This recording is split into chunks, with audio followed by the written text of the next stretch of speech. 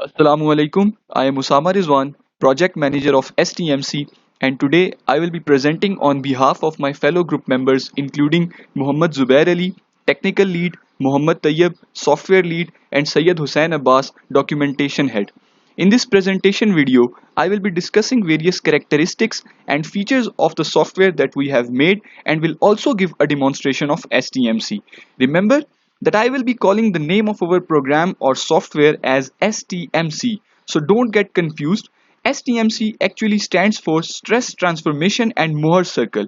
So it's basically the acronym of what the objective is and by which method we are completing our objective.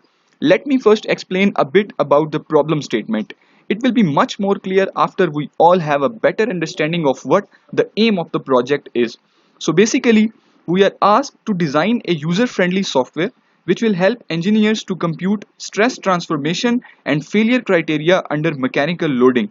Since it's a fundamental design aspect that the specimen under loading must sustain well against different types of stresses, the transformation also requires much more attention, especially where stress distribution is occurring, for example at joining locations.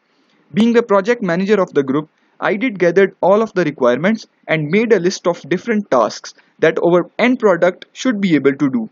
So these are: it should be able to find the resultant state of stress, principal stresses, principal planes, maximum in plane shear stress and its plane with indication of normal stress, and the verification of failure, each for ductile and brittle materials using at least one failure criteria.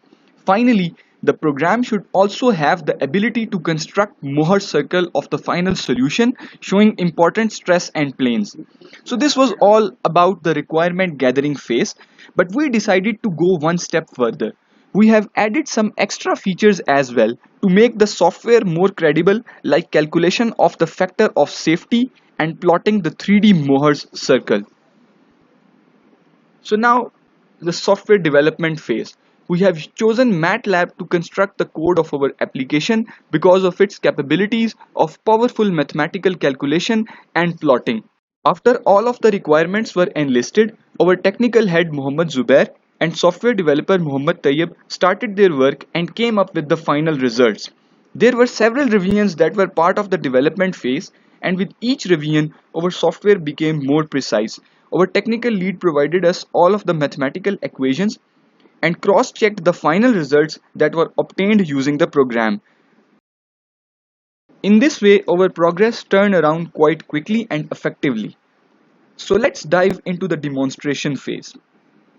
So here we are in the multi-paradigm numerical computing environment of MATLAB. You can see the layout of MATLAB being divided into different sections. We would only focus on these sections that are actually point of interest for us.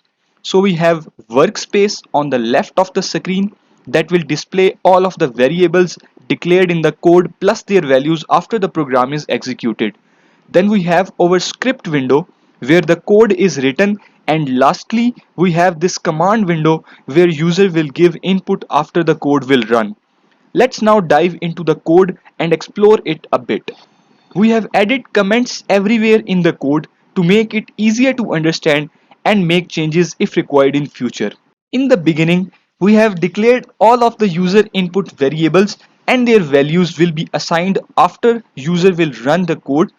These include sigma x, positive for tensile and negative for compressive, sigma y, again positive for tensile and negative for compressive, tau xy, which is the shear stress acting on the stress element. So these are the variables which are enough for plotting the Mohr circle and finding principal planes and stresses, but we need two more user inputs in order to compute factor of safety, which include yield strength and ultimate strength of the material. Yield strength for knowing failure criteria for ductile materials and ultimate strength for the brittle materials. I will explain it further when I will discuss equations for failure criteria, each for ductile and brittle materials.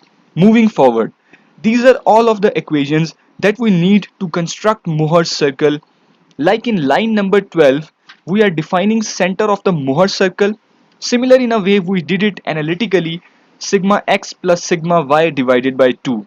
Then we have the radius equation, which is square root of sigma x minus sigma y divided by 2 whole squared plus tau xy square.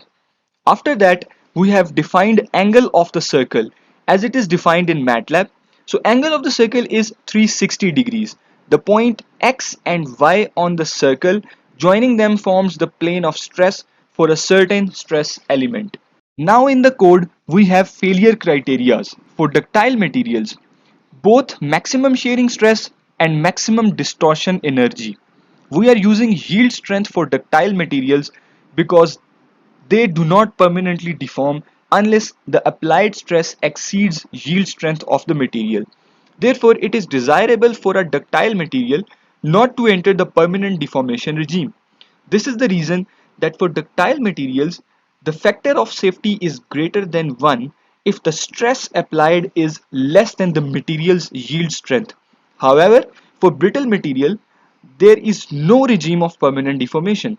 In case of brittle materials, failure occur as soon as the ultimate strength is exceeded.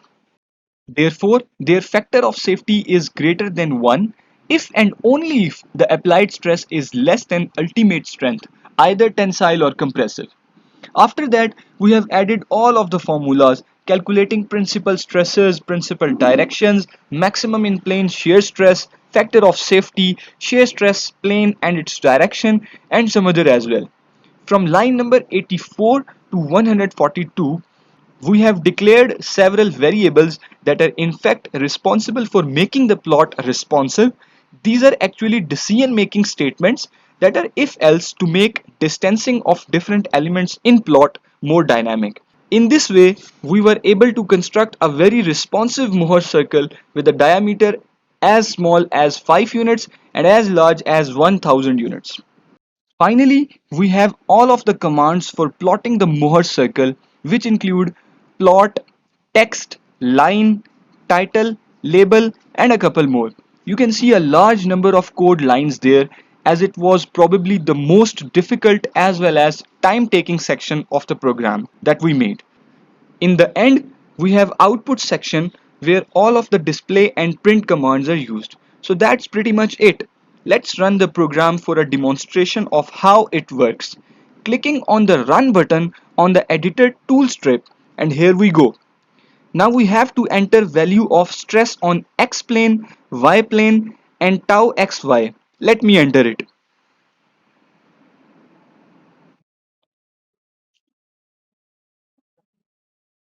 Now yield strength and ultimate strength.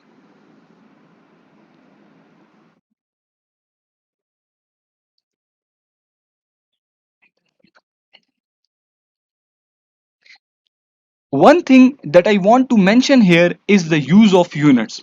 We haven't assigned specific units to any of the variable to make it useful for everyone who is either using SI, imperial or US customary units.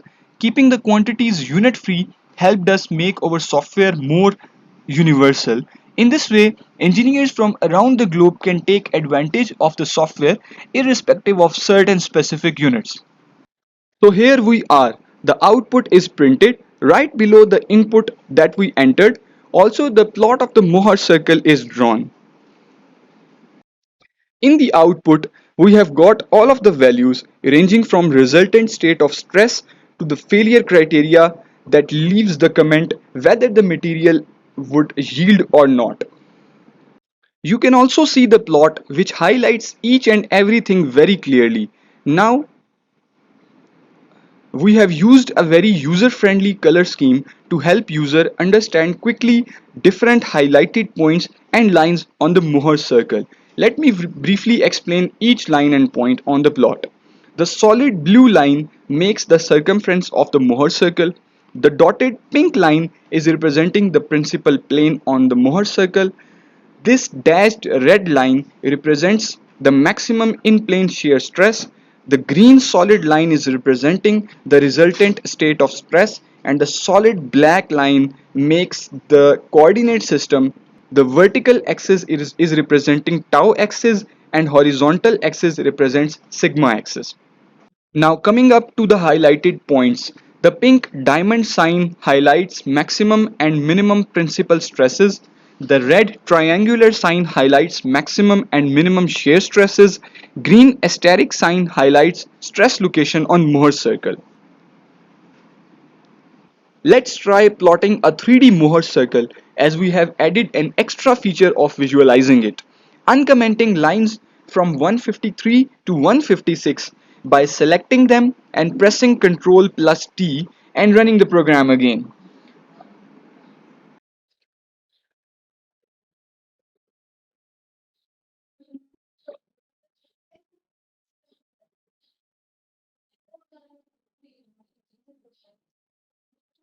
So here we have two additional circles plotted in dashed black line. This forms the 3D Mohr's circle. Now back to the slides. Here we have attached three test cases, two of the tests for the simple Mohr circle and one for the 3D Mohr circle. Moving forward, we have also developed an application using MATLAB App Designer which is capable of plotting Mohr circle independent of MATLAB.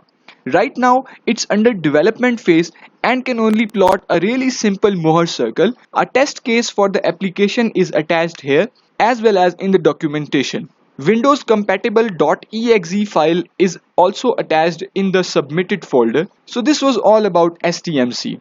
We might release it officially in the market because softwares like that could really be helpful for engineers shortening their calculations and visualizing stress configurations for a given stress element. In the end, I would like to finish my presentation with words of prayer for everyone to be safe and healthy. Don't get panic, as the sun always shines after a storm by Allah's will. Thanks a lot.